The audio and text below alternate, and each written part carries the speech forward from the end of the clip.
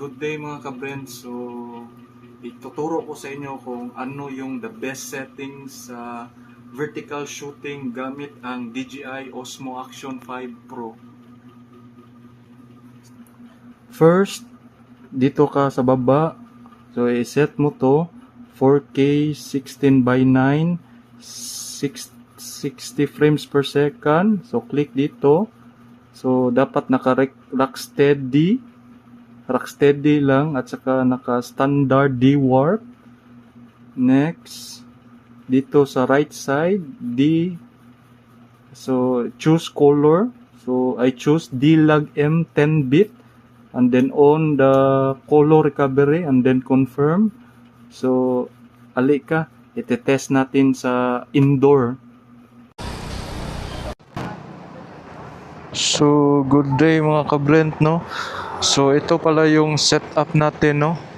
Vertical shooting.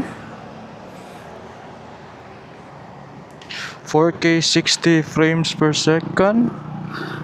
So, Rocksteady Plus, standard D-warp yung setting sa video, no? Naka 10-bit D-Log M. So, ganito yung style niya mga Brent, no? So, gamit ko yung Osmo Action 5 Pro with DJI Mic Mini.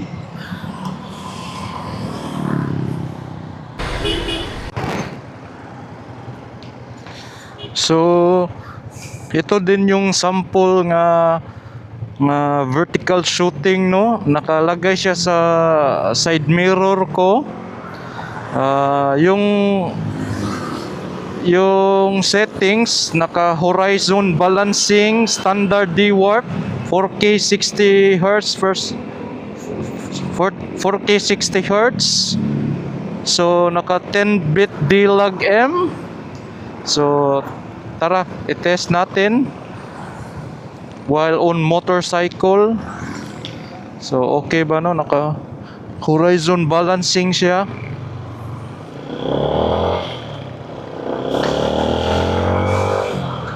Nakatagilid pala yung camera, no?